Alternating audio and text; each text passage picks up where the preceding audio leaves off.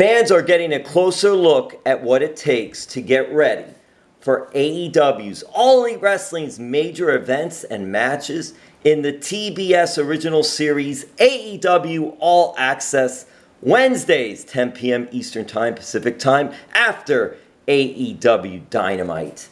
The series follows the league's biggest stars, including Adam Cole, Sammy Guevara, Tay Conti, the Young Bucks, Saraya, Wardlow, Eddie Kingston, AEW CEO, GM, and Head of Creative Tony Khan, and of course, the first woman to sign with AEW, Britt Baker D.M.D.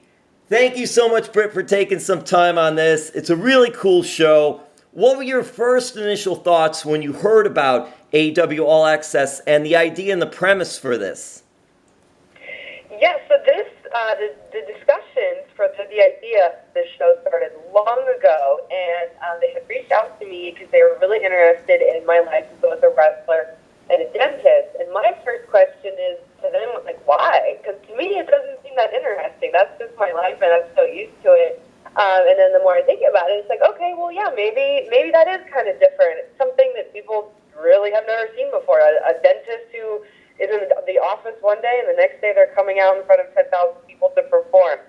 But then we kind of had a couple events unfold where Adam Cole became available to be a part of the filming project. Because when I first talked to Warner Media, he was still at NXT, so that wasn't even an option. But then when he came to AEW, they asked, they said, do you think he would be interested in being part of this project? And I can't lie, at first I said, I don't think he'll have any interest in this whatsoever. He's such a private person. I don't think, but we can ask. And lo and behold, he was all for it. He was really excited about it. Even with his head injury, he still wanted to show everybody what was going on behind the scenes. You know what's so interesting too, Britt? You mentioned that. Adam is such a pro's pro. What a professional. I'm a huge fan of Adam and of yourself as well. But it's interesting to me because when this show, AEW All Access, it takes you behind the curtain. And I'm curious in that regard, do you think because of social media, because we see so much, even with you all posting things outside of wrestling, that lends itself to being part of this AEW All Access and being something of interest as well because of that? Right. So exactly, because of social media, professional wrestling is an entirely different world than it was even 10, 20 years ago. There's so many things that fans just, they're smart. They're smartened up, and they get smarter every day, every year. They know a lot of the ins and outs of professional wrestling, which why I think a show like this works in the year 2023, whereas 20 years ago, this would have been absolute taboo. You don't go behind the scenes of professional wrestling. But now I really think, and kind of like what we saw with Photo Bellas, fans want to see how the show is run, what goes on behind the scenes, who really are these people that we play as wrestling characters. And it also doesn't help that sometimes social media, they get a lot of things wrong, but they swear that they know, and they got it down, they got it right. So if there's going to be those kind of narratives floating around, why not let us be the ones to tell them so that the story's right? When the first couple of shows aired, what were your thoughts? Were you happy with it? It's interesting because so much, I mean, Britt, how much is actually being filmed? Because we're only able to see a certain amount of it because of time constraints.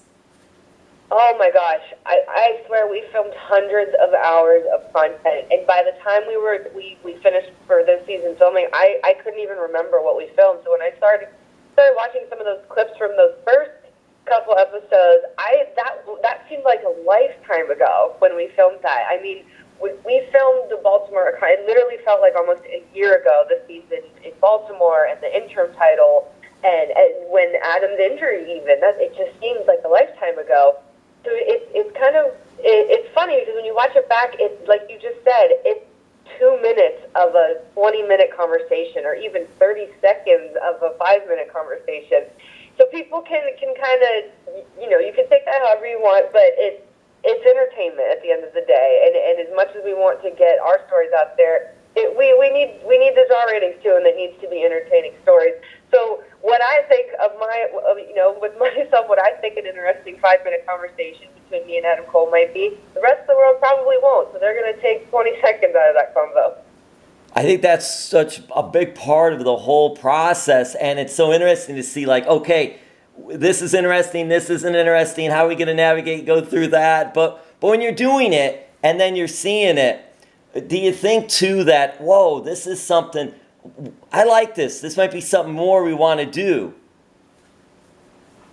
Yeah, I think with a project like this, it only gets better with time when you see like what the fans like, what the fans reacted well to, what the fans really weren't so much interested in, because it's not it's not that the content wasn't there. I think it's really the editors that they have the hardest job here, trying to decide what should make the air and what kind of goes in the vault. And I think as time goes on, they're going to be the masters of deciding the high quality content that the wrestling fans want to see and what they don't want to see.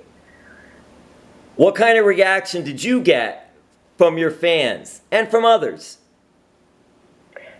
So I've always been, I feel like, a very polarizing character in wrestling, that people either absolutely love me or they absolutely hate me, and that is ultimately, I think, the goal in wrestling. You want people to care about you. You want them to have some sort of emotion about you whatsoever, whether they're booing you out of the building when you come out of the curtain or they're cheering their lungs out for you. You don't want to come out there and people just don't care and don't have an opinion whatsoever. And I think that's when you're playing a character in any aspect of the world, in entertainment, movies, music, everything.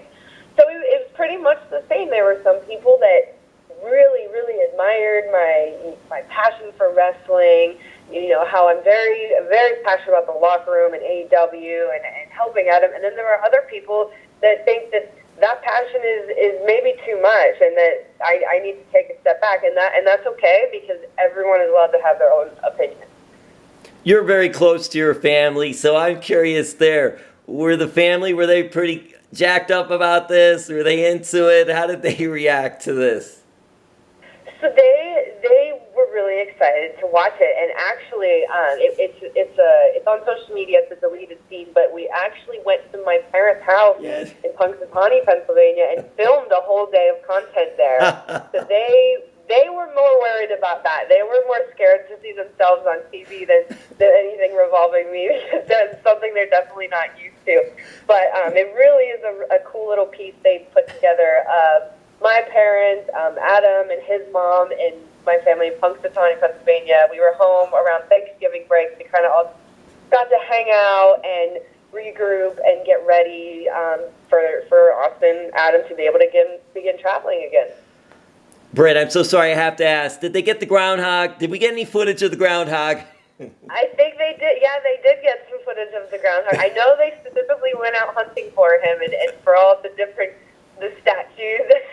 Because, you know, Punxsutawney, we worship the Groundhog there. So that would be doing Punxsutawney a disservice to not represent that. I mean, you're an awesome wrestler. You're doing great, and you're a dentist, and you're unbelievable. I think that's one of the most fascinating things about you, is that you're from there, and it's the home of the Groundhog. I get that all the time. Oh, my gosh. All right. A few more questions here. Thank you so much again for the time. What is it like working for AEW? This is the thing for me. I just think it's so hard, because wrestling is individual, but it's also team. And it comes to a point to me that it has to be that the name on the front of the shirt has to be more important than the name on the back, and that's hard to do sometimes. And I'm just curious how you guys rally, because Tony Khan has done so much to get this off the ground, and what he's been doing for you all and for fans. And I see some of the drama backstage, and that's going to happen anywhere in any business. But how do you navigate this to sort of like, hey, come on, this is for AEW? So it's really, for me, as being the first female side and one of the day one, the OGs, every big announcement that AEW has, it really shakes me to my core in the best way possible that I'm a part of this. I'm the foundation of this wrestling company, that when we first signed our contract, we didn't know really what this was going to grow into. We hoped, we were having the most optimistic thoughts as possible, but nothing was really promised, and we really all took a leap of faith, because up until then, the only major wrestling company was WWE. And to kind of close the door on that for now and say, hey, no, I really, really, really want to go quote, all in on All Elite Wrestling, for a lot of people, you really were. You were like, okay, I'm going to cross my fingers and hope for the best. And just to see all of this play out in the absolute best way possible, it's so reassuring. It's very surreal. I wrestled on the very first All In front of 10,000 people, and that was the first big show I've ever been a part of, which was essentially the precursor to All Elite Wrestling. And myself, Kenny, the Young Bucks, MJF, Jungle Boy, the whole, that day one group of all of us, just to see the growth to now we're going to be wrestling in Wembley Arena, which I think there's 70,000 tickets sold. That's huge. It's massive. It almost seems like that could have never been possible at one point, and it is. And you really have to think the growth. That's what I think can really rally everyone together. That, guys, we worked so hard together to get from one point to where we are now. Let's keep growing, but we can't do that if we're all on different pages. Everyone needs to be working together. And I think that's with every company. You need to have people on the same page. And internal competition is good because it creates pressure, and pressure makes diamonds. I think competition within a company is great. But at the same time, everybody needs to be fighting for the same ultimate goal. For you, your promos just keep getting better and better. And I'm just wondering, promo-wise, when did you were you always comfortable doing promos, even on the indies? No, I don't think I cut a single promo on the indies. I ran from the camera and the mic. I was so afraid. I never wanted to cut a promo. I just was so not confident in talking or acting or any of that sort. That all came in AEW when I was turning heel, and I basically had to learn how to cut a promo. And specifically when I broke my leg, and the only way I was going to be able to be on TV is if I was talking, because obviously I couldn't wrestle. So I really, really leaned into help from Cody Rhodes and Chris Jericho and Kenny, and really dug into, like, who is Dr. Britt Baker D.M.D. and how can I still make this character entertaining when I can't wrestle? And it was ultimately the best thing that ever happened. If I had to go back 10 more times, I would re-break my leg 10 more times to get the same character growth I had in that period of time. Please don't re-break a leg. No. But I know what you mean. Yeah. All right, so a few more questions here at really the women's division. So AEW, how is it really has grown, but how has it grown from day one when you're the first signee to, geez, what the heck it is now? Really a lot of talent. I think confidence is the key. I mean, I think the girls, when they walk out of that tunnel now, walk out of the curtain, they just exude confidence. And that's something that maybe a lot of us, if maybe not all of us, didn't have early on, because not very many of us had exposure to TV wrestling. We were kind of all just thrown into it, and AEW is a very sink-or-swim environment, and I think a lot of the girls really rose to the occasion. And it also helps that we've acquired a lot of really great wrestlers that did have TV experience, because they can help everyone else. Toni Storm, Saraya, the list of Ruby. It really does help when you're amongst people that really care about professional wrestling and want, again, it goes back to wanting the whole company to do better, being passionate about the women's division and wanting everybody to succeed. You've been champion. You've had big matches, historic matches. I mean, just the list goes on and on for your accomplishments since coming to being a part of AEW. I'm curious, do you have other type of goals, like doing commentary, doing other things, working behind the scenes? Does that have any interest for you? Yeah, I can't imagine my life without having some sort of aspect of professional wrestling in it for a long, long time. So even when my time in the ring is up, I always want to be able to help somehow behind the scenes, whether that's coaching or producing or, I mean, commentary, which commentary is no joke. It's a tough job. Tony's trying to be mad at me if I act like commentary is just a breeze, a walk in the park. It's very, very hard, and it takes a long time to get good at. But I'd be up for anything, because there's so many things that go on behind the curtain that people don't understand how important it is to the success of the show. There are a dozen coaches, even more producers, but even the crew, the stage, the lighting. It's all so important, and a lot of that goes unseen, but it's definitely, it needs to be appreciated.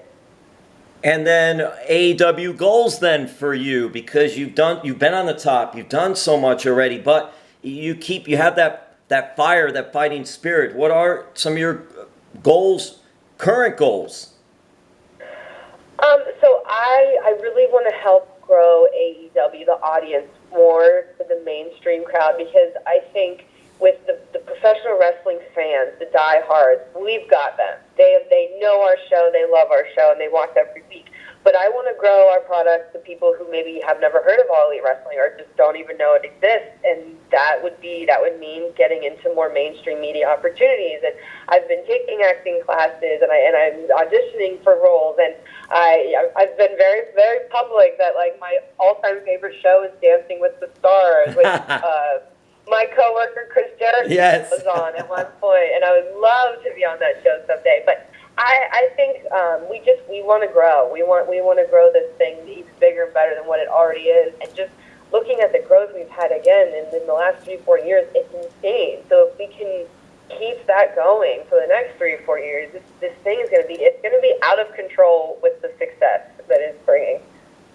And the success you're bringing. And here it is. So now I'm going to quickly goes through these so we can get you out of here, because a couple things you mentioned, and I want to throw these at you. I hope these are fun. Okay, so the Atlanta Braves are playing the Pittsburgh Pirates. How are you and Tony friends during that series? Yeah, well, he knows the drill. If he's with me, he's a Pirates fan. So they'll be fine. There'll be no drama.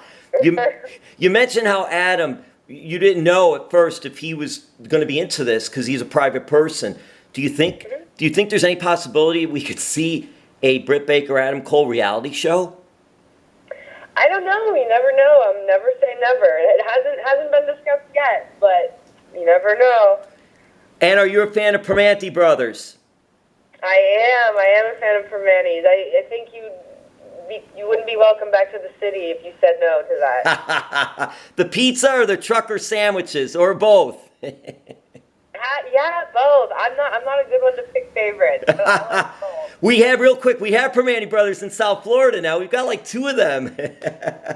I know. I've heard that, and I just heard that literally like within the last month that there's Primanti's in Florida. I don't know how I feel about that. That feels like sacrilegious a little bit. Oh, because it moved away. I know what you're saying, right? Because the original is up Pittsburgh. Why are they moving here? But oh well. All right. So, and then finally, is your dentist staff required to watch AEW?